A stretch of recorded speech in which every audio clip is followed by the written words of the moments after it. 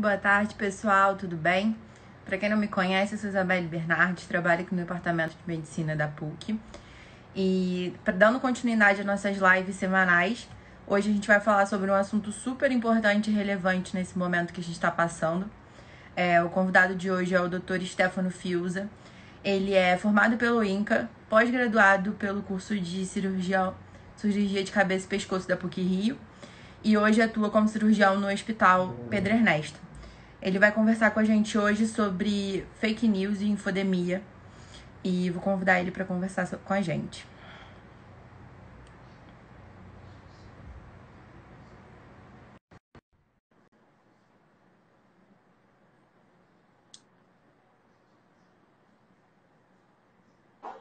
Oi, Isabelle. Oi, tudo bem, doutor Stefano? Tudo Seja bom? bem-vindo. Muito Tá me obrigada. ouvindo bem? Tá ótimo. O meu som Ótimo. também tá bom? Tá ótimo, tô te ouvindo bem. Deixa eu tentar centralizar aqui a câmera. Pronto, acho que tá ok aqui. Tá ótimo. Vamos lá. Pronto, acho que foi. Beleza? Ótimo, tô no Wi-Fi.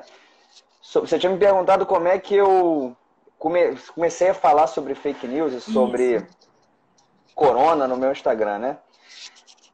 Eu estava em Curitiba há aproximadamente 2 meses atrás e estava começando a história do coronavírus. Eu estava com alguns empresários fazendo um curso lá e todo mundo estava agindo da forma mais normal possível, como se nada tivesse acontecendo, tá? Aí eu comecei a ficar preocupado. Falei, cara, já está sendo problemático na China e na Europa. Então, o teu tá cortando um pouquinho. Travou Pronto. pra mim. O meu acho que tá direito. Você pode Acho que tá repetir um direito. pouquinho? Que você tinha Posso. falado? Vamos lá. O pessoal tá me ouvindo bem? Tá cortando o meu? Como é que tá por aí? Mandou um joinha. Mandou um ok aí. Vamos ver se alguém responde. Mas pelo visto não tá cortando não. Mas acho que... Isso. Vamos lá. Então, estava viajando, estava fazendo um curso em Curitiba com alguns empresários, galera pós-graduada, enfim, galera de faculdade.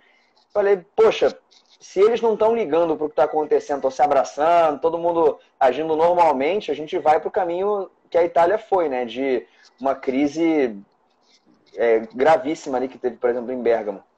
Obrigado, Milene. E, enfim, aí eu fiquei muito preocupado, né, disso aqui ficar muito grave. Fiz um vídeo, foi o primeiro vídeo que eu fiz no Instagram sobre o assunto. Eu tava até estressado no vídeo, né? Quem falou, pô, você tava falando agressivo, porque eu tava muito preocupado. Uhum. E foi um vídeo que viralizou, que o João Amoedo repostou, e depois repostou outro, e aí, enfim, aí acabei me empolgando, porque recebi muito feedback, tanto de gente para tirar dúvida, quanto de gente falando, pô, legal, achei uma fonte para poder ouvir alguma informação de alguém que pesquisou sobre o assunto, e eu comecei a postar com uma frequência um pouco maior. Então, comecei e sigo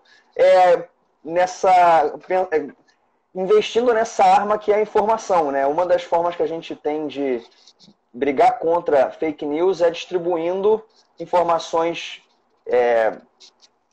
relevantes e com alguma fonte confiável, né? Como eu sou médico, eu tenho uma facilidade maior do que os leigos de entender um artigo científico, de perceber o que parece ser fake news, o que não parece ser fake news e o que a gente não tem resposta ainda, que são muitas coisas, né, no caso. Uhum. E passa mais Então, confiança também, quando a pessoa ouve de um médico. ou qualquer profissional da saúde, Sim. né? O fato do enfermeiro, o fisioterapeuta, o Com nutricionista, certeza. as pessoas já confiam mais do que uma pessoa que não é da área. Sim. Né? Hoje é aquela história, todo dia tem um especialista aparecendo com relação a todos os assuntos, tá? O assunto da moda agora é coronavírus, então tem advogado que é especialista em coronavírus, tem economista especialista em coronavírus, Verdade. tem terapeuta holístico de florais, não sei o que, é especialista em coronavírus, e acaba que as pessoas da ciência mesmo não costumam ser ouvidas de cara, porque existe um estudo que mostra que fake news ela se espalha mais quando ela tem alguns fatores dentro dela. Nojo é um deles, ou informações muito graves ou muito revolucionárias, né, fazem a pessoa ter vontade de espalhar aquela notícia. Então, isso faz com que os fake news, né, como em geral são coisas muito mirabolantes, eles se espalhem. Né? Então, cabe a nós que tem alguma informação tentar esclarecer. E qual o maior desafio que você está enfrentando nesse momento de luta contra as fake news? Olha, como eu te falei, é difícil a informação real ela ser tão interessante quanto a informação conspiratória ou a invencionice de tratamento, por exemplo. Né? Então, o fato de a gente estar num momento em que está todo mundo desesperado por uma solução faz com que as pessoas queiram qualquer tipo de informação e antes de elas checarem se aquilo ali é verdade, elas tomam aquilo como verdade porque aquilo pode dar para elas alguma esperança. Né? Então, a gente tem que até ter cuidado com isso de entender a necessidade que as pessoas têm de ter uma informação boa, mas com cuidado de não deixar, não tirando a esperança de todo mundo. Então a gente tem que também, né, se a gente está falando, olha só, esse remédio aqui, pelo que tá na moda, as pessoas estão achando que estão funcionando, está todo mundo comprando e não sei o quê. Aí quando eu falo, olha, isso aqui não funciona, a pessoa fica frustrada. É legal, né, se eu conseguir trazer para ela alguma informação também boa. Então, poxa, esse não, mas tem um outro que está sendo estudado que talvez daqui a pouco saia como uma solução, ou esse outro medicamento já foi visto em alguns estudos que está começando a ter algum efeito. Mas é que tá, a gente não pode ser só, não tem tratamento. A minha mãe mesmo, ela fala isso. Ela, poxa, então você não vai me dar remédio nenhum? Eu falei, não, se não tiver nada comprovado, eu não vou te dar, que você não é cobaia. Mas eu tenho que dar para ela alguma informação boa para ela poder o quê? Aceitar que aquilo ali era mentira, mas a gente pode ter alguma coisa para se agarrar. E é complicado também essa questão dos remédios, porque às vezes a gente alarma que, por exemplo, um remédio determinado pode ser o tratamento e acabam os estoques, como aconteceu com a cloroquina, né? E as pessoas que precisam desse tratamento, desse remédio para algum outro tipo de tratamento, ficam sem, né? Sim, a cloroquina e a hidroxicloroquina são usadas para doenças reumatológicas já há muito tempo. E esgotou nas farmácias. Então, as pessoas que faziam uso crônico passaram a não ter controle de doença grave, reumatológica, por conta da falta dessa medicação. Né? Isso sem falar no efeito colateral que pode acontecer, não tão frequente assim, mas pode acontecer. E as pessoas acham que é a única solução e que todo mundo tem que tomar e tomam, e uma parcela percentual vai ter esses efeitos colaterais. Teve um médico que morreu em São Paulo, isso foi atribuído a prolongamento de intervalo QT, que é um dos efeitos colaterais dessas medicações. Então, ele tomou azitromicina, que faz esse efeito colateral, e hidroxicloroquina, que também faz esse efeito colateral. E aí ele teve, enfim, foi o azarado que teve efeito. Então, assim, não acontece, mas acontece, na verdade. Durante esse período que você está trabalhando na pandemia, você já teve uma informação de casos de pessoas que tomaram esses remédios, como esse médico, que acabaram... Sim, não que tiveram problemas, tá? Não tive ninguém falando que tomou e se deu muito mal, teve algum efeito grave. Mas eu vi muito paciente, assim, os que eu atendi, os que eu segui, que testaram positivos para Covid e tal, para nenhum eu passei cloroquina, nem azitromicina, nem nada, tá? Todos eles, felizmente, foram doentes mais leves, né? Então, enfim, mesmo os internados, foram poucos os internados que eu cheguei a acompanhar, por outros motivos, tá? Não foi acompanhamento só de Covid, não, mas um pós-operado que operou câncer e teve Covid, foram alguns, tá? Todos, uma ficou muito grave, por exemplo, aí os médicos CTI, vocês como equipe assistente, vão querer fazer cloroquina? Não. Tá? Então a gente optou por não tomar medidas um tanto quanto desesperadas, tá? Em cima disso. Então, assim, porém, eu soube de muitos colegas e não colegas, né, médicos e não médicos, que tomaram cloroquina ou que falam, se eu tiver, eu vou tomar. Né? É aquela coisa, mais ou menos, o desespero de precisar ter alguma coisa e não tem nada bom, então o melhorzinho que a gente tem parece que é isso daí, vamos nos agarrar a essa esperança. A gente tem que ter maturidade e paciência de entender que não pode ser assim, né? Apesar da gravidade da situação. às vezes a coisa piora, né? O próprio corticoide, a cortisona ficou indefinido se isso é melhor ou é pior, ou em que momento é melhor ou pior fazer o uso dos corticoides. E tinha estudo, por exemplo, para outras viroses já utilizadas no passado que mostraram que fazia mais mal do que bem, né? Então vai que sai estudo falando que cloroquina faz mais mal do que bem, a gente não sabe. E também algumas pessoas estão tomando alguns medicamentos antes de terem, por exemplo, o Covid, para evitar, talvez no futuro, se tiverem a doença, esse remédio já não vai fazer tanto. Eu não sei se ele vai ter um efeito como o do antibiótico de induzir resistência. Acho difícil, tá? Porque o mecanismo é diferente. O mecanismo todas as drogas que estão sendo utilizadas contra o Covid é de imunomodulação, né? Muito entre aspas, melhora do sistema imunológico. Entendi. Na verdade, é um controle do efeito inflamatório que o vírus causa. E quando você tem esse efeito inflamatório muito grande, você sofre com a inflamação e não só com o vírus. Entendi. Então você tenta dar medicações que vão segurar a onda, digamos assim, do efeito inflamatório para evitar as consequências dessa cascata de inflamação que a gente fala. Lembrando para todo mundo que está assistindo a gente, se vocês tiverem alguma dúvida durante a live, pode deixar aqui que o doutor vai responder todas as perguntas, tá? Isso, acho que tiverem resposta. Isso. Para você, qual é o papel do médico no combate às notícias falsas? Olha, acho que a gente não pode pensar em ficar só no front, só tratando a doença e esquecer que grande parte da resolução da pandemia vai ser com informação. Então, lá no início, o papel já era de falar para lavar a mão, para usar luva. Desculpa, não luva, máscara. Luva não é para usar luva, que é para usar máscara.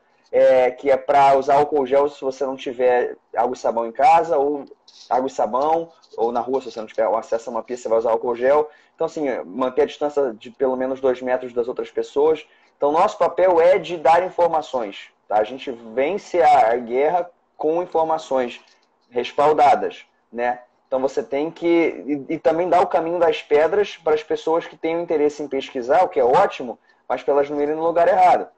Então, por exemplo, o site da Organização Mundial da Saúde, ele tem até uma parte dele lá que ele fala de verdades e mentiras sobre coronavírus. O site do Ministério da Saúde também tem o projeto Comprova e aquele outro site que você falou, a Lupa, né? Isso. Também é uma agência que fazem um combate a fake news, que eles pegam as notícias que estão rodando e investigam se aquilo ali tem algum respaldo científico de verdade ou não, ou se é pura balela. Às vezes eles pegam uma informação pela metade e mudam, né, a interpretação em cima daquilo ali, e a pessoa é levada a ter uma interpretação diferente. Às vezes, o doutor fulano falou algo parecido, mas aí ele, na hora que o cara espalha a informação, ele fala que o doutor fulano falou outra coisa. Aí o coitado fica com... né, sai de mentiroso ainda. Sim. Depende do contexto. Qualquer fala pode ser tirada de um contexto, colocada em outro e vai ser totalmente... Exatamente. Inclusive, artigos científicos, né? A gente da área da saúde tem um treinamento para poder interpretar um artigo científico e para ver se aquele estudo foi bem desenhado, se aquela informação pode ser depreendida desse estudo ou não, ou se aquela informação que o cientista quis dizer ali, na verdade, calma, você não pode falar tudo isso com esses dados que você está tendo aí, tá? Grande o Irá é cirurgião de cabeça e pescoço também, formado lá no INCA. O Emílio é outro cirurgião de cabeça e pescoço formado no INCA. São gerações. Sejam bem-vindos. E me perdi agora. A gente estava falando dos artigos científicos. Isso, então, a gente tem um treinamento mínimo para poder interpretar os artigos. Eu não vou querer que um leigo pegue um artigo e desmembre e interprete. Às vezes o problema é esse. Você pega um advogado que quer ler um artigo científico, cara, não tem treinamento para isso, por mais inteligente que seja e graduado, o que seja, mas o cara não tem aquela vivência, que nem se eu quiser fazer uma procuração, eu não vou ter habilidade e conhecimento técnico para isso, né? Então, o que eu sugiro? As pessoas que não são da área de saúde, que tenham uma referência em área de saúde para poder perguntar. Fala, pô, isso aqui que saiu, eu posso confiar nisso aqui? É verdade? Não é? né, seguir pessoas no Instagram, enfim, tentar tirar dúvidas com essas pessoas que estão dispostas a isso, para poder ter uma fonte confiável. Né? Não é óbvio que a informação que vem do WhatsApp, da tia, não sei de quem, que a irmã trabalha na NASA, provavelmente não é bem assim, né? Então, ou o fulano é pesquisador de Massachusetts. Ah, tá, então pronto. Calma, não é, a gente não tem que acreditar em cientistas, a gente tem que acreditar na ciência. Então, é importante que esse cientista seja uma pessoa que esteja passando as informações de uma forma muito filtrada e idônea, e que aquilo tenha, ele esteja representando o que está sendo estudado, e não que ele queira tirar conclusões. Em geral, esses caras que falam, não, porque eu descobri um método, eu inventei um não sei o que. Cara, é muito difícil hoje em dia você descobrir um método de inventar uma medicação, então não é bem por aí. Esses artigos científicos, por mais que estejam em grandes revistas de renome, eles têm um contexto específico, né? Então, às vezes, a pessoa... Sim, a gente tem que diferenciar o que é ciência e o que é jornalismo científico, divulgação científica. Tá? Então, o cara que está fazendo uma reportagem, ele, por mais que ele possa querer ter o cuidado de fazer aquela reportagem de forma confiável e idônea, ele tem também um pezinho em querer que aquela notícia seja um sucesso, ele quer que seja uma notícia importante, que seja compartilhada, isso é importante para eles também. Então, às vezes, o cara se empolga na conclusão dele e não é bem isso. Ou ele pega uma parte do artigo que fala uma coisa, a droga tal, por exemplo, o artigo da cloroquina, né? O primeiro, eram 20 amostras, digamos assim, né? Onde foram testada a droga em células de, sei lá, rim de rato ou rim de coelho, uma coisa assim. Então, assim, não é nem célula respiratória, não é nem um ser humano, não é nem célula humana, não é, o número é muito baixo, são 20 amostras, 20 grupamentos de células, digamos assim. Então, não dá para se afirmar que, nessa situação, na dose absurda ali, a cloroquina teve um efeito.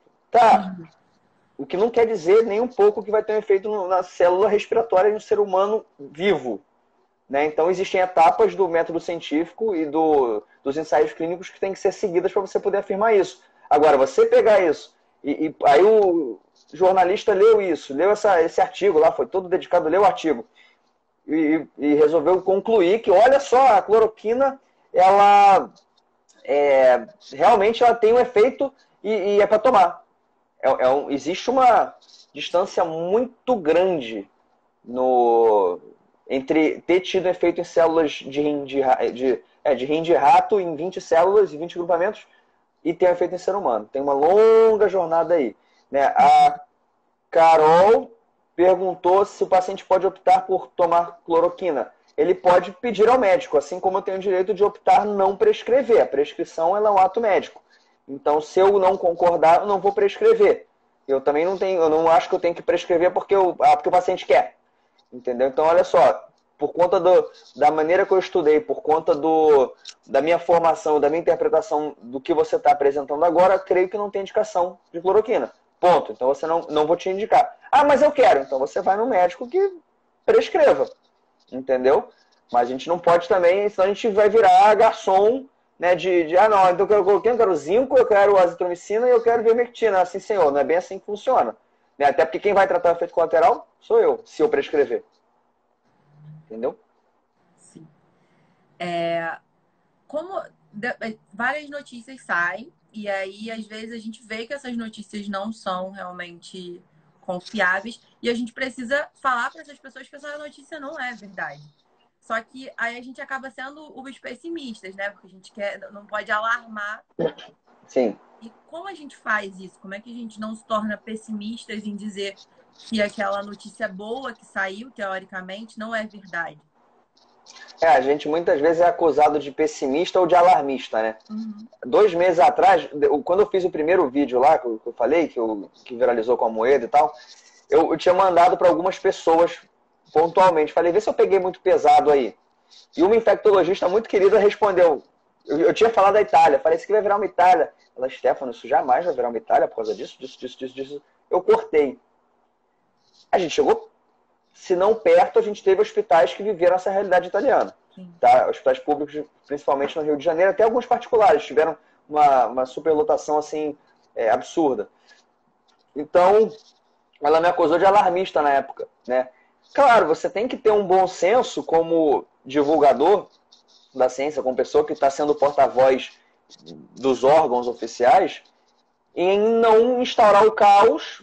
Outra, se manter bem dentro do que a gente tem de informação, não começar a interpretar demais e achar, porque se eu começar a achar muita coisa, eu posso ser uma pessoa estressada e ansiosa e estar começando a pensar muita coisa, mas calma, será que tem projeção matemática dizendo isso mesmo? Será que existem estudos que mostram isso mesmo? Ou não é bem assim? Ou isso é coisa da minha cabeça, paranoia da minha cabeça, conspiração? Então a gente mesmo tem que ter o cuidado de não exagerar nas coisas, tá? O que não quer dizer que eu tenha que passar a mão na cabeça e falar, não, é tranquilo, calma aí, é uma gripe, a maioria fica leve, relaxa.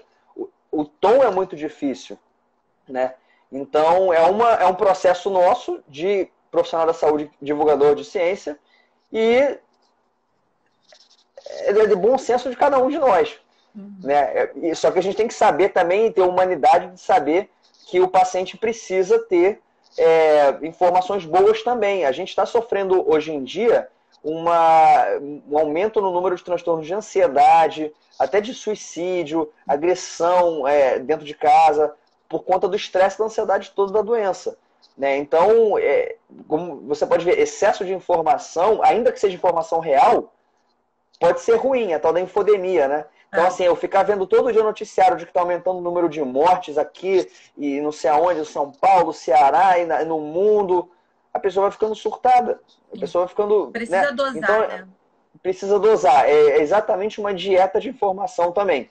Eu sugiro, quem está interessado no assunto, agora com 2 meses de crise, as pessoas estão um pouquinho mais calmas. Mas, e o número de casos, felizmente, parece que está diminuindo. Mas eu sugiro às pessoas, se forem pesquisar sobre o assunto, ver uma vez por dia. E não ficar atrás de informação toda hora, lendo o jornal e vendo o gráfico e vendo o grupo de WhatsApp sobre isso, porque a pessoa começa a ficar paranoica. Né? Se você só vê aquilo ali, é que nem o noticiário. O noticiário só mostra desgraça, morte. Você não vê a coisa boa, você começa a ficar enviesado para ver o lado ruim da história. Então, por exemplo, não está sendo noticiado muito que o número de casos está diminuindo. Né? A informa absoluta está aumentando ainda, mas parece que a curva está querendo começar a cair.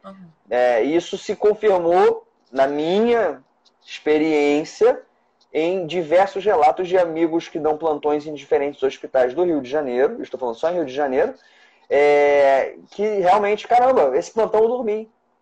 Nossa, teve menos casos, teve menos internação, teve menos intubação, o CTI está mais vazio. Eu ouvi isso de pelo menos uns 7 médicos de ontem para hoje. Em hospitais públicos, né? E privados do Rio? Privados, principalmente. Eu acho que primeiro vai cair no privado e depois vai cair no público. Afinal, primeiro começou no privado também. Né? Entendi. Então, a Kátia perguntou qual a hora de procurar no hospital. Ainda se mantém a recomendação de você só procurar um hospital se você tiver falta de ar. Ou se você tiver alguma outra doença suspeita de que essa outra doença esteja agudizando. Por exemplo, você tem problemas coronarianos e alto risco de infarto, está com dor no peito. Poxa, então você tem que, talvez não por Covid, mas por infarto, procurar. Né? Então aumentou também o número de mortes em casa por doenças outras que seriam tratáveis porque a pessoa não quis ir por medo do Covid. Então é um pouco da pessoa se conhecer e saber, pô, isso está muito estranho, não estou bem, vou para o hospital. Né? Falta de ar, estou muito cansado, vai para o hospital. Fora isso, não tem muito por que você ir para o hospital. Tô sem sentir cheiro e tô preocupado que é Covid. Tá bom, fica em casa. Porque você não vai tomar remédio lá, ninguém vai te dar cloroquina lá. Tá? Então, nem azitromicina, nem nada, se você está com sintomas iniciais. Então, calma. Entra em contato com algum amigo médico. Eu estou falando com muitas pessoas diariamente por WhatsApp. Amigo de amiga que, sou amigo do fulano, da fulana, que falou que você estava ajudando os outros a orientar as pessoas. Né? Aí é um pouco do nosso papel como cidadão. Né? É um período de crise, quem puder ajudar, ajuda como puder. Enquanto eu não estiver operando, eu atendendo o paciente, não me incomoda em responder dúvida aqui no Instagram, por exemplo. Então, eu recebo muito inbox também, que eu posto vídeos, as pessoas comentam. Pô, e como é que eu faço isso, aquilo? né? E no próprio Instagram tem um monte de informação, eu fiz um monte de vídeo falando sobre o que está saindo de informação, então eu estou à disposição também para quem quiser. Perguntaram também lá em cima sobre previsão para quando vai acabar. Eu não tenho bola de cristal, se eu soubesse prever alguma coisa, eu ia prever que ação que ia subir e número de loteria. Mas existem algumas projeções matemáticas que falam em final de maio para a coisa começar a cair mundialmente. Né? Isso, na verdade, já se viu em alguns países e em alguns outros casos vai demorar um pouco mais. Tomara que essa tendência seja real pelo que estão falando nos últimos dias aqui no Rio de Janeiro. Né? Agora, Rio de Janeiro é um país, Ceará é outro país, São Paulo é outro país. O Brasil ele é gigantesco, né? Então a gente tem que ter cuidado com esse tipo de informação, né? Informações gerais brasileiras. Sim. Alguém falou o padrasto. Isso. O Ministério da Saúde. Então, o Ministério está tendo esse papel de dar orientação e de ligar para as pessoas. Está tendo com essa pandemia o advento de uma forma um pouco mais oficial, digamos, um pouco mais aceita, a tal da telemedicina, que, meu irmão, se você parar para pensar, a orientação que a gente está dando por WhatsApp, por Instagram, para muita gente é telemedicina. Né? Se a orientação oficial é que as pessoas não busquem ajuda médica, o que tem de errado em eu dar uma orientação? Pelo contrário, eu tô, às vezes, para, sei lá, 4, 5 pessoas falei, vai para o hospital.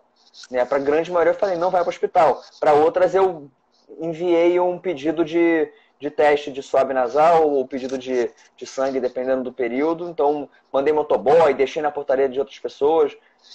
É o que dá para eu ir fazendo de longe. Você está ajudando que não enche os hospitais. Você está conseguindo travar um pouco essas idas. Então, isso é super importante. E outra, quem não tem Covid, acaba que muita gente na China pegou assim. A pessoa não está com Covid, acha que tá, vai para lá e pega no hospital. Então, é mais um motivo para você não ir para o hospital. É você evitar de pegar se você realmente não já estar com, né? Casos de pessoas que estavam com baixa oxigenação, mas não tinham falta de ar. Pode acontecer, isso é um conceito do hipoxêmico feliz que se fala, ou hipoxêmico silente. Hipoxêmico é a pessoa que está com baixo oxigênio.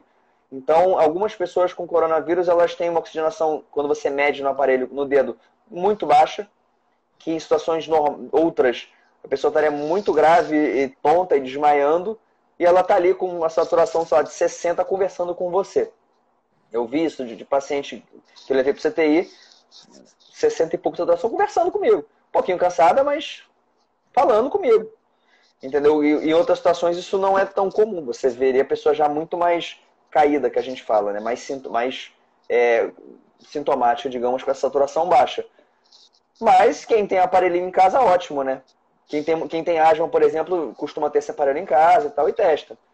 Mas também, muitas dessas pessoas vão ter a saturação um pouco mais baixa, 90 e pouco, 80 e pouco, e depois vão normalizar e vida que segue. Mas é o caso dessas pessoas que têm essa baixa saturação procurarem? Se a pessoa tiver com a saturação baixa, ela tem que ir pro hospital. Abaixo de 94 é indicativo. O Mário... O outro fez... Mário, você recuperou, fez um teste, IgG... Então, o que manda, Mário, não vai ser seu IgG nem seu IgM, tá? Que é a imunoglobulina que mostra no sangue que você fez anticorpo contra o vírus e esse anticorpo até hoje não se comprovou que ele é eficaz para evitar uma nova infecção. Provavelmente ele é eficaz, mas isso não posso afirmar isso porque isso não está comprovado, tá? Mas o que manda com relação a você ficar isolado é você dar pelo menos 14 dias de isolamento total desde o primeiro dia de sintoma, tá? Então, alguns artigos mostram que até 21 dias você pode ter partícula viral, só que parece que do 14º ao 21º dia essa partícula não é transmissível. Então, você está ali só com resquícios de vírus, então o exame daria positivo, né, o PCR, que é o do nariz, mas você já estaria sem transmitir. Então, podendo ficar 21, ótimo. Alguns médicos estão dando essa orientação de 21 dias, mínimo 14 dias. A orientação oficial é 14 dias isolado. A Tainá perguntou sobre tratamento com cloroquina é eficaz. Até hoje não existe nenhum artigo que comprove que tratamento com cloroquina é eficaz. Tratamento com cloroquina está um tratamento mais político e mais desesperado do que qualquer coisa. Ele passou a ser feito em pacientes graves, existem protocolos de pesquisa para pacientes graves e pacientes não graves, mas nenhum mostrou eficácia. A única droga que mostrou eficácia até hoje, até ontem, que hoje eu não pesquisei sobre isso, era o Remdesivir, que é um medicamento que não tem no Brasil, tá? Caríssimo, por sinal. E teria alguma eficácia em diminuir tempo de doença, mas não mostrou diminuição de mortalidade. Então, eles estão fazendo outros estudos para ver isso daí. Para fechar a nossa conversa, é importante perguntar para você como é que a gente... Você já falou um pouquinho, mas assim, como a gente combate pessoas leigas que não são médicos, como combate essas notícias falsas, assim, é tentar... Então, a primeira coisa é segurar o dedo na hora de repostar e reencaminhar a mensagem de WhatsApp que a tia com o primo da NASA mandou, tá? Ainda mais informações que tem aquela coisa de conspiração e que bota... Você botou Bolsonaro no meio, é um viés político. Porque não querem que a cloroquina seja aprovada porque é o que o Bolsonaro quer. Porque não sei o que ela... Não tem que ter presidente nenhum na tua notícia sobre cloroquina, ou sobre qualquer outra droga, ou sobre Covid. Tá? E não é só o Bolsonaro, não. Tá? O Donald Trump, por exemplo, ele sugeriu que as pessoas tomassem desinfetante para poder eliminar o vírus. Como é que o presidente americano falou um negócio desse? É maluco. Né? Então, assim, os caras se empolgam no estresse todo e querem pagar de herói e ficam falando besteira. É melhor não falar nada. Pior, o cara dá ordem pro exército e pros, sei lá, para Manguinhos, Farmanguinhos, Fiocruz produzirem cloroquina, que vai gastar muito dinheiro e recurso pro remédio que não tem nem comprovação.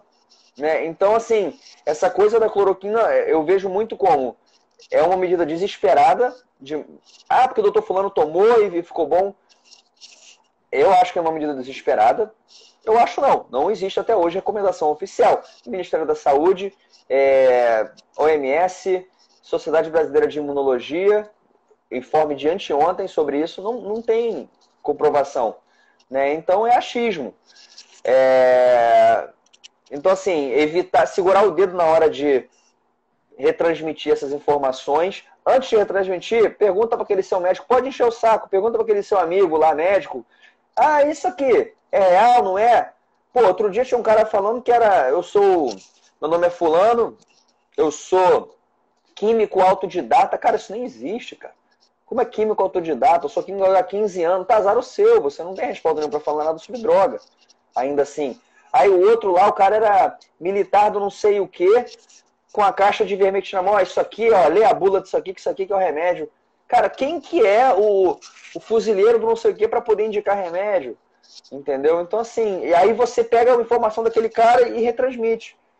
Ou então uma informação falseada, né, com uma pseudo médico, o doutor fulano que falou lá, ele é da USP. E, cara, a USP tava, acho que foi a USP que estava fazendo fosfetanolamina para combater o câncer. Eu vi paciente morrer porque parou quimioterapia para tomar remédio que não tem efeito nenhum. Entendeu? Porque um químico maluco lá resolveu produzir essa porcaria. E pior, né? Se eu não me engano, foi até o Bolsonaro que mandou que as pessoas tivessem, sei lá, fez projeto de lei ou coisa parecida para que fosse produzida a fosfetanolamina, que mais uma vez é uma droga sem absolutamente nenhuma comprovação científica.